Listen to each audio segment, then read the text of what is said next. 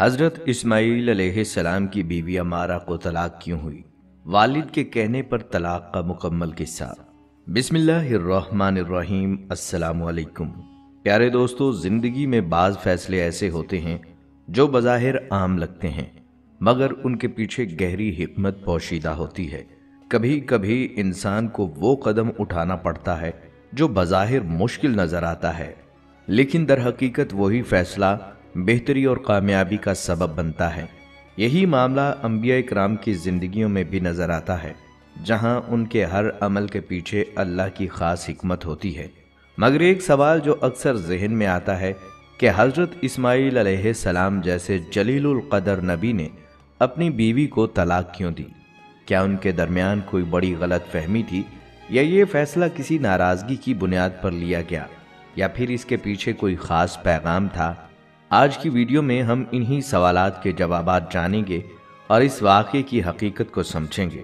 تو آخر کیا وجہ بنی کہ حضرت اسماعیل علیہ السلام نے اپنی بیوی کو طلاق دی؟ آئیے جانتے ہیں۔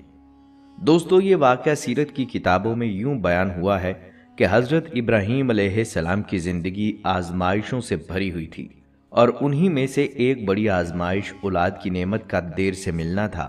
آپ علیہ السلام نے برسوں دعا کی کہ اللہ انہیں نیک اولاد عطا فرمائے۔ آخرکار بڑھاپے میں جا کر اللہ نے حضرت ابراہیم علیہ السلام کو حضرت اسماعیل علیہ السلام کی صورت میں بیٹے کی خوشخبری دی۔ حضرت اسماعیل علیہ السلام کی پیدائش حضرت حاجرہ علیہ السلام کے بطن سے ہوئی، اور یہی وہ لمحہ تھا جس نے حضرت ابراہیم علیہ السلام کی زندگی میں ایک نئے امتحان کو جنم دیا۔ حضرت اسماعیل علیہ السلام کی پیدائش کے بعد حضرت ابراہیم علیہ السلام کو ایک اور عظیم آزمائش کا سامنا کرنا پڑا۔ اللہ کی طرف سے انہیں حکم ملا کہ وہ اپنی زوجہ حضرت حاجرہ اور ننھے اسماعیل کو ایک بے آب و گیا وادی میں چھوڑ آئیں۔ یہ فیصلہ ایک باپ کے لیے کتنا مشکل ہوگا، اس کا اندازہ لگانا بھی آسان نہیں۔ بڑھاپے میں ملی اولاد، برسوں کی دعاؤں کے بعد عطا کی گئی نعمت، اور پھر اچانک حکم کہ انہیں ایک سنسان بیاباں میں چھوڑ دیا جائے۔ یہ ایک ایسا امتحان تھا جو محض ایک نبی ہی صبر و رضا کے ساتھ قبول کر سکتا تھا، مگر حضرت ابراہیم علیہ السلام اللہ کے حکم پر سرے تسلیم خم کیے، اپنے جذبات کو قابو میں رکھتے ہوئے ماں اور بیٹے کو بے آب و گیا وادی میں چھوڑ کر واپس پلٹ گئے۔ وہ وادی جہاں حضرت ابراہیم علیہ السلام نے اپنی زوجہ حضرت حاجرہ اور شیر خوار اسماعیل علیہ السلام کو چھوڑا، وہ وادی فاراں تھی، ایک سنسان بے آب و گیا علاقہ جہاں دور دور تک کوئی درخت تھا، نہ کوئی سایہ اور نہ ہی پانی کا کوئی چشمہ۔ تپتے ہوئے صحرا کی ریت دن کے وقت انگاروں کی طرح جلتی اور رات کو شدید سردی چھا جاتی۔ چاروں طرف بلند و بالا پہاڑ اور سنسان گھاٹیاں تھیں جہاں زندگی کا کوئی نام و نشان نہ تھا۔ اس خاموش اور ویران وادی میں ایک ماں اپنے نومولود بچے کے ساتھ تنہا رہ گئی، اور اس کے سامنے سب سے بڑا سوال یہی تھا، اب پانی کہاں سے ملے گا؟ حضرت حاجرہ علیہ السلام کے لیے یہ آزمائش بے حد سخت تھی۔ ایک طرف پیاس سے بے قرار شیر خوار حضرت اسماعیل علیہ السلام، اور دوسری طرف سنسان وادی جہاں دور دور تک پانی کا کوئی نام و نشان نہ تھا۔ ماں کے دل پر کیا گزرتی ہوگی جب وہ اپنے بچے کو تڑپتا دیکھتی ہوگی۔ اسی بے بسی اور فکر کے عالم میں حضرت حاجرہ پانی کی تلاش میں نکلیں۔ قریب ہی دو پہاڑیاں تھیں، صفا اور مروہ۔ حضرت حاجرہ نے امید کے ساتھ پہلے صفا کی چوٹی پر چڑھ کر ادھر ادھر دیکھا، شاید کہیں کوئی پانی کا ذریعہ نظر آ جائے، مگر ہر طرف ویرانی ہی ویرانی تھی۔ پھر وہ مروہ کی طرف دوڑیں اور وہاں سے مایوس لوٹیں۔ اس بے چینی اور جستجو میں وہ 7 مرتبہ صفا اور مروہ کے درمیان چکر لگاتی رہیں، شاید کہیں کوئی پانی نظر آ جائے یا کوئی قافلہ دکھائی دے جو مدد کر سکے، مگر کچھ نہ ملا۔ وہ تھک ہار کر حضرت اسماعیل علیہ السلام کے قریب آئیں تو دیکھا کہ ننھا بچہ شدت پیاس سے ایڑیاں رگڑ رہا ہے۔ اسی لمحے اللہ کی رحمت جوش میں آئی، اور جہاں حضرت اسماعیل علیہ السلام کی ایڑیاں رگڑ رہی تھیں، وہاں زمین سے پانی کا چشمہ پھوٹ پڑا۔ حضرت حاجرہ حیران ہو کر لبکیں، پانی کو سنبھالنے کے لیے ارد گرد مٹی اکٹھی کرنے لگیں اور بے اختیار پکار اٹھیں، زمزم یعنی ٹھہر جا۔ اللہ کے حکم سے وہ پانی رک گیا مگر مسلسل بہتا رہا اور یوں زمزم کا بابرکت چشمہ وجود میں آ گیا۔ یہ پانی اللہ کی رحمت کا ایسا خزانہ ثابت ہوا کہ رفتہ رفتہ ارد گرد سے قافلے یہاں آ کر رکنے لگے۔ پانی کی دستیابی کی وجہ سے یہ ویران وادی آہستہ آہستہ ایک بستی میں تبدیل ہونے لگی۔ قبیلہ جرہم کے لوگ بھی یہاں آ بسے اور اس بستی نے ایک نیا رنگ اختیار کر لیا۔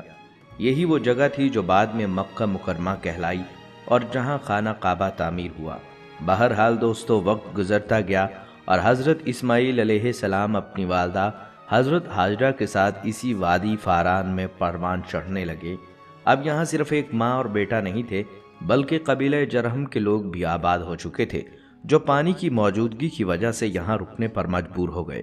جب قبیلہ جرہم نے اس جگہ بسنے کی خواہش ظاہر کی تو حضرت ہاجرہ نے ایک شرط رکھی کہ یہ زمزم کا پانی ان کی ملکیت میں رہے گا اور اس پر ان کا حق برقرار رہے گا۔ قبیلہ جرہم نے اس شرط کو قبول کر لیا اور یوں مکہ کی اس وادی میں مستقل سکونت اختیار کر لی۔ حضرت اسماعیل علیہ السلام اسی ماحول میں جوان ہوئے اور قبیلہ جرہم کی زبان سیکھ لی۔ وہ ایک خوبصورت، بہادر اور صابر نوجوان بن گئے جو شکار اور تیروں کے ماہر تھے۔ ان کی شرافت اور حسن اخلاق کی وجہ سے قبیلہ جرہم کے لوگ ان کا بے حد احترام کرتے تھے۔ مگر ایک دن وہ وقت آیا جب حضرت ہاجرہ اس دنیا سے رخصت ہو گئیں۔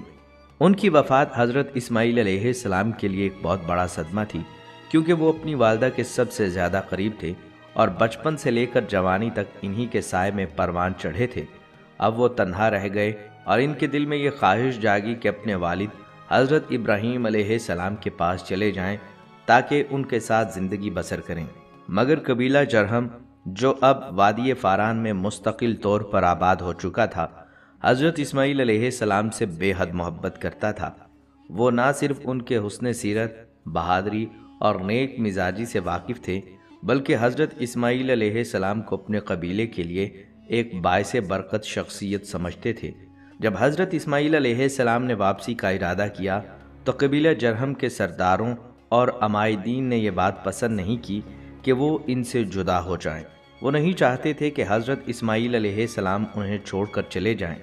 چنانچہ انہوں نے باہم مشورہ کیا اور طے کیا کہ کیوں نہ ان کی شادی قبیلے میں ہی کسی نیک سیرت لڑکی سے کر دی جائے تاکہ وہ یہیں رہیں اور ہمیشہ کے لیے ان کا حصہ بن جائیں۔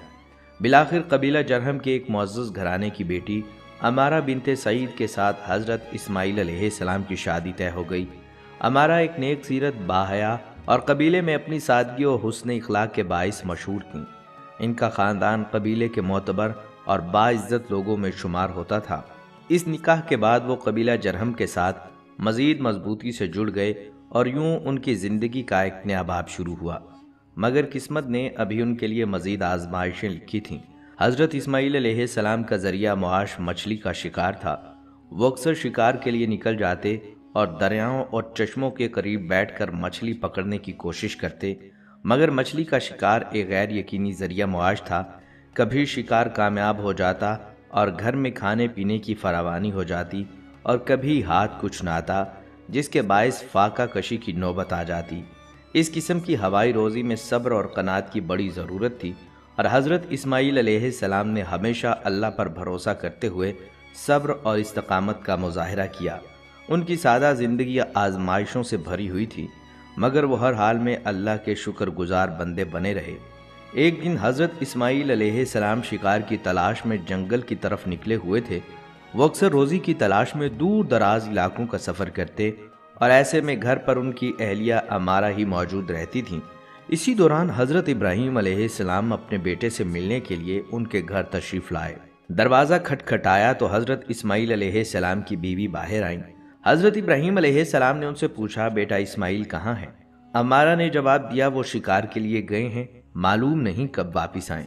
حضرت ابراہیم علیہ السلام نے گھر کی حالت دیکھی اور پھر بہو سے دریافت کیا، گھر کا گزر بسر کیسا ہو رہا ہے؟ یہ سن کر امارہ فوراً شکایت کرنے لگیں۔ وہ کہنے لگیں، یہاں تو روز فاقے ہوتے ہیں، کھانے کو کچھ نہیں ملتا، ہمارا گزارا بہت مشکل سے ہو رہا ہے۔ ان کے الفاظ میں ناشکری اور بے صبری نمایاں تھی۔ انہوں نے اللہ کے دیے پر قناعت کرنے کی بجائے حالات کی سختیوں کا شکوہ کیا۔ حضرت ابراہیم علیہ السلام یہ سن کر خاموش ہو گئے۔ وہ ایک نبی تھے۔ ان کی بصیرت نے فوراً بھانپ لیا کہ حضرت اسماعیل علیہ السلام کی زندگی میں ان کی اہلیہ کی ناشکری کسی بڑی آزمائش کا سبب بن سکتی ہے۔ لہٰذا وہ جاتے ہوئے عمارہ سے کہنے لگے، جب اسماعیل واپس آئیں تو انہیں میرا سلام کہنا اور یہ پیغام دینا کہ جب وہ اپنے گھر کی چوکھٹ پر پہنچیں تو اسے بدل دیں۔ یہ کہہ کر حضرت ابراہیم علیہ السلام وہاں سے چلے گئے۔ شام کو جب حضرت اسماعیل علیہ السلام واپس لوٹے تو انہوں نے محسوس کیا کہ گھر میں ایک بدلی ہوئی فضا ہے۔ انہوں نے بیوی سے دریافت کیا، کیا آج کوئی آیا تھا؟ عمارہ نے بے پرواہی سے جواب دیا، ہاں، ایک بوڑھے شخص آئے تھے، تمہیں سلام کہا اور کہا اپنی چوکھٹ کو بدل دینا۔ یہ سنتے ہی حضرت اسماعیل علیہ السلام کے چہرے کے تاثرات بدل گئے۔ وہ خاموشی سے کچھ لمحے کھڑے رہے، جیسے اپنے والد کے پیغام پر غور کر رہے ہوں۔ پھر انہوں نے ایک بڑا گہرا سانس لیا اور بڑے پرسکون مگر مضبوط لہجے میں بولے، کیا تم جانتی ہو وہ بوڑھے شخص کون تھے؟ عمارہ نے بے دلی سے سر ہلایا، نہیں، کوئی عام مسافر لگ رہے تھے۔ یہ سن کر حضرت اسماعیل علیہ السلام کی آنکھوں میں سنجیدگی اور گہرائی پیدا ہوئی۔ انہوں نے نہایت ٹھہرے ہوئے انداز میں کہا، وہ عام مسافر نہیں تھے، وہ میرے والد حضرت ابراہیم علیہ السلام تھے۔ وہ نبی تھے، اللہ کے برگزیدہ بندے، اور جو پیغام وہ دے کر گئے تھے وہ صرف ایک عام بات نہیں بلکہ اللہ کی طرف سے ایک اشارہ ہے۔ عمارہ حیران ہو کر پوچھنے لگی، مگر حضرت اسماعیل علیہ السلام کی بات ابھی مکمل نہیں ہوئی تھی۔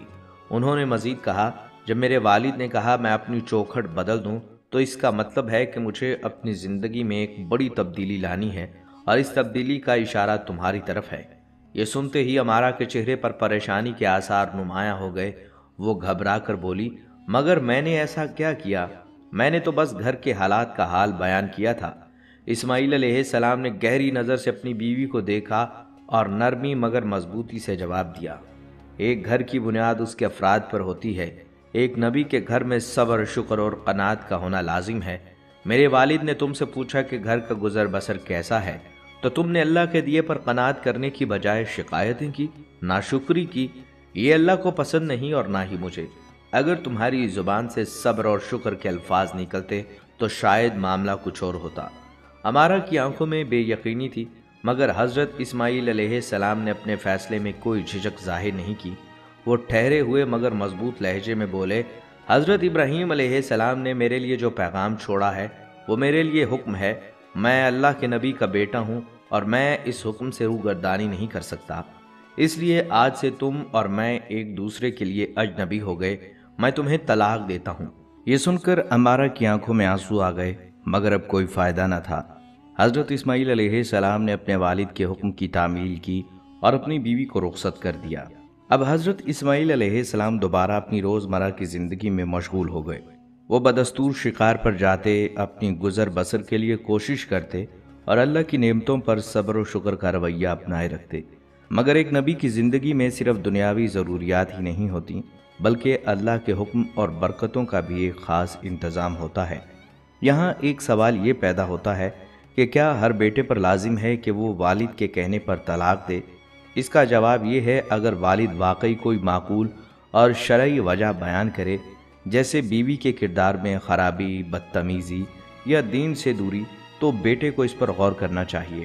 لیکن اگر والد محض اپنی ذاتی پسند یا برادری کی بنیاد پر طلاق کا مطالبہ کرے تو ایسا کرنا ضروری نہیں۔ بعض لوگ اعتراض کرتے ہیں کہ اگر والد کہے تو طلاق دی جاتی ہے، مگر اگر والدہ کہے تو ایسا نہیں ہوتا۔ اس کی وجہ یہ ہے کہ والدین میں اکثر والد زیادہ معاملہ فہم اور دور اندیش ہوتے ہیں، جبکہ والدہ بعض اوقات جذبات کی بنیاد پر فیصلہ کرتی ہیں۔ تاہم اگر والدہ بھی کوئی معقول شرعی وجہ بتائیں تو بیٹے کو اس پر غور کرنا چاہیے۔ اسلام میں طلاق کو ناپسندیدہ عمل قرار دیا گیا ہے، مگر بعض اوقات یہ ضروری بھی ہو جاتا ہے۔ اس لیے اس فیصلے میں جذبات کی بجائے حکمت اور دین کو مد نظر رکھنا چاہیے، تاکہ نہ حق رشتے نہ ٹوٹیں اور نہ ہی کوئی غیر ضروری طور پر ازدواجی زندگی برباد کرے۔ بہرحال دوستو، حضرت اسماعیل علیہ السلام کی تنہائی اور ان کی زندگی میں ایک صالح، نیک اور شاکر بیوی کی کمی کو قبیلہ جرہم کے معزز لوگوں نے بھی محسوس کیا۔ وہ جانتے تھے کہ حضرت اسماعیل علیہ السلام ایک صابر اور شکر گزار انسان ہیں جو اللہ کے حکم کے تابع زندگی گزارتے ہیں۔ لہٰذا کچھ وقت کے بعد جب انہوں نے محسوس کیا کہ حضرت اسماعیل علیہ السلام کو ایک ایسی رفیق حیات کی ضرورت ہے جو ان کے دکھ سکھ میں ان کا ساتھ دے اور ان کے گھر کو صبر و قناعت کا گہوارہ بنائے۔ تو قبیلے کے کچھ بزرگوں نے اس مسئلے پر غور کیا۔ جرہم قبیلے کے معزز افراد نے حضرت اسماعیل علیہ السلام کو مشورہ دیا کہ قبیلے میں ایک نہایت نیک سیرت، باحیا اور صابر خاتون موجود ہے جن کا نام رولا بنت مزاز ہے۔ وہ نہ صرف اپنے حسن سیرت کی وجہ سے مشہور تھیں بلکہ قناعت پسند، صبر و شکر کرنے والی نیک مزاج خاتون تھی۔ حضرت اسماعیل علیہ السلام نے اس مشورے کو سنجیدگی سے لیا اور قبیلے کے بزرگوں کے ذریعے رولا بنت مزاز کے والد کو نکاح کا پیغام بھیجا۔ رولا کے والد بھی ایک دیندار اور مہذب شخص تھے اور انہیں معلوم تھا کہ حضرت اسماعیل علیہ السلام اللہ کے نبی کے بیٹے اور خود بھی ایک برگزیدہ ہستی ہیں۔ ان کی ایمانداری، دیانتداری اور اللہ پر توکل قبیلے میں معروف تھا، لہٰذا انہوں نے بخوشی یہ نکاح قبول کر لیا۔ جب نکاح کی تجویز طے ہو گئی تو حضرت اسماعیل علیہ السلام اور رولا بنت مزاز کا نکاح سادگی اور برکت کے ساتھ انجام پایا۔ رولا نے نہ صرف ایک نبی کے گھر کی بہو بننے کا شرف حاصل کیا بلکہ ایک عظیم المرتبت ہستی کی شریک حیات بن کر ان کے ساتھ زندگی کے سفر میں شریک ہو گئیں۔ رولا نے حضرت اسماعیل علیہ السلام کی زندگی میں ایک نئی روح پھونک دی۔ وہ نہ صرف ایک نیک اور صابر بیوی تھیں بلکہ اللہ کے دیے پر قناعت کرنے والی اور اپنے شوہر کی ہر حال میں مددگار بننے والی خاتون تھیں۔ ان کے آنے سے حضرت اسماعیل علیہ السلام کا گھر ایک بار پھر سکون، برکت اور خوشیوں کا گہوارہ بن گیا۔ ابھی کچھ عرصہ ہی گزرا تھا کہ ابراہیم علیہ السلام کو دوبارہ اپنے بیٹے کی یاد آئی، چنانچہ وہ ایک مرتبہ پھر اپنے بیٹے کی خبرگیری کے لیے اس وادی میں آئے جہاں اسماعیل علیہ السلام اپنی نئی زندگی بسر کر رہے تھے۔ وہ سیدھے اس گھر کے دروازے پر پہنچے جہاں حضرت اسماعیل علیہ السلام رہتے تھے۔ دروازے پر دستک دی تو اندر سے ایک باحیا خاتون باہر آئیں۔ یہ حضرت اسماعیل علیہ السلام کی نئی اہلیہ رولا بنت مزاز تھیں۔ حضرت ابراہیم علیہ السلام نے سلام کیا اور نرمی سے پوچھا، کیا اس گھر میں کوئی ہے؟ رولا نے مؤدبانہ انداز میں جواب دیا، جی میرے شوہر یہاں رہتے ہیں مگر وہ اس وقت شکار کے لیے گئے ہوئے ہیں۔ حضرت ابراہیم علیہ السلام نے سر ہلایا اور دریافت کیا، تمہارا گزر کیسا ہو رہا ہے؟ زندگی کیسی گزر رہی ہے؟ رولا نے مسکراتے ہوئے جواب دیا، اللہ کا شکر ہے، ہمیں ہر حال میں اس کی نعمتوں پر قناعت ہے۔ ہمارا گزر بسر اللہ کے دیے ہوئے رزق پر اچھا ہو رہا ہے، ہم خوش ہیں اور اللہ کی رضا میں راضی ہیں۔ یہ جواب سن کر حضرت ابراہیم علیہ السلام مطمئن ہو گئے۔ وہ سمجھ گئے کہ حضرت اسماعیل علیہ السلام کو اس بار ایک نیک سیرت اور شکر گزار بیوی ملی ہے جو ہر حال میں اللہ پر بھروسہ رکھتی ہے۔ چنانچہ رخصت ہونے سے پہلے حضرت ابراہیم علیہ السلام نے کہا، جب تمہارا شوہر گھر آئے تو اسے کہنا کہ وہ اپنے گھر کی چوکھٹ کو برقرار رکھے۔ یہ کہہ کر وہ واپس لوٹ گئے۔ شام کو جب حضرت اسماعیل علیہ السلام شکار سے واپس آئے تو رولا نے انہیں سارا واقعہ سنایا اور بتایا ایک معزز بزرگ تشریف لائے تھے جو بہت نیک اور متقی معلوم ہوتے تھے۔ وہ تمہاری خیریت دریافت کر رہے تھے اور جاتے ہوئے یہ پیغام دے کر گئے ہیں کہ اپنے گھر کی چوکھٹ کو برقرار رکھو۔ یہ سن کر حضرت اسماعیل علیہ السلام فوراً سمجھ گئے کہ یہ ان کے والد حضرت ابراہیم علیہ السلام تھے اور ان کا یہ پیغام دراصل اس بات کی علامت تھا کہ وہ ان کی نئی بیوی سے خوش ہیں اور انہیں اپنے نکاح میں برقرار رکھنا چاہیے۔ حضرت اسماعیل علیہ السلام نے خوشی کے ساتھ اپنی بیوی کی طرف دیکھا اور دل ہی دل میں اللہ کا شکر ادا کیا کہ اس نے انہیں ایک نیک سیرت اور شکر گزار بیوی عطا کی جو ہر حال میں صبر اور قناعت اختیار کرتی ہے۔ حضرت رولا بنت مزاز صرف حضرت اسماعیل علیہ السلام کی زوجہ ہی نہیں تھیں بلکہ وہ صبر، قناعت اور وفاداری کی ایک عظیم مثال تھیں جس سے ہر دور کی عورت سیکھ سکتی ہے۔ آج کے دور میں جہاں دنیا کی چمک دمک، مادی خواہشات اور آسائشوں کی دوڑ نے زندگی کو بے سکون کر دیا ہے، وہاں حضرت رولا کی زندگی ہمیں سکھاتی ہے حقیقی سکون مال و دولت میں نہیں بلکہ اللہ پر کامل یقین اور قناعت میں ہے۔ ہم دیکھتے ہیں کہ آج بہت سی خواتین صرف دنیاوی آسائشوں کے نہ ہونے پر شکوے شکایت کرتی ہیں، اپنے شوہر کی کم آمدنی کو طعنے دیتی ہیں اور گھریلو زندگی میں بے سکونی پیدا کر دیتی ہیں۔ لیکن حضرت رولا کا طرز زندگی ہمیں سکھاتا ہے کہ اگر بیوی صبر اور شکر والی ہو، شوہر کا ساتھ دینے والی ہو تو گھر میں برکت بھی آتی ہے اور محبت بھی۔ گھر میں فاقے بھی ہوتے ہیں، مشکلات بھی آئیں، لیکن اگر عورت صبر اور حوصلے سے کام لے تو وہی گھر اللہ کے ہاں برکت والا بن جاتا ہے۔ یہی وجہ تھی کہ حضرت ابراہیم علیہ السلام نے جب حضرت رولا کی زبان سے شکر گزاری کے الفاظ سنے تو خوش ہو کر دعا دی اور کہا کہ اسماعیل علیہ السلام سے کہنا کہ وہ اپنی چوکھٹ کو قائم رکھیں۔ دوستو، جب ایک عورت صبر اور قناعت کا مظاہرہ کرتی ہے تو اللہ نہ صرف اس کے گھر میں بلکہ اس کی آنے والی نسلوں میں برکت ڈال دیتا ہے۔ حضرت رعلا کی صبر کا نتیجہ یہ نکلا کہ اللہ تعالیٰ نے حضرت اسماعیل علیہ السلام کی نسل میں 12 بیٹوں اور ایک بیٹی کی برکت عطا فرمائی، اور یہی نسل چل کر آگے عظیم امت کی بنیاد بنی۔ انہی کی نسل سے ایک عظیم نامور قبیلہ قریش وجود میں آیا، جس میں ہمارے پیارے نبی حضرت محمد صلی اللہ علیہ وسلم کی ولادت باسعادت ہوئی۔ بلکہ یہ بھی ایک اہم نقطہ ہے کہ حضرت ابراہیم علیہ السلام کی دعا کی برکت سے حضرت اسماعیل علیہ السلام کے گھر میں خیر و برکت آئی۔ ان کی نسل سے قریش پیدا ہوئے اور مکہ میں ہمیشہ کے لیے رزق اور برکت کا وعدہ کیا گیا۔ جیسا کہ حدیث میں آتا ہے کہ حضرت ابن عباس رضی اللہ تعالیٰ عنہ سے روایت ہے کہ نبی کریم صلی اللہ علیہ وسلم نے فرمایا، حضرت ابراہیم علیہ السلام نے مکہ کے لیے برکت کی دعا فرمائی اور میں نے مدینہ کے لیے برکت کی دعا فرمائی۔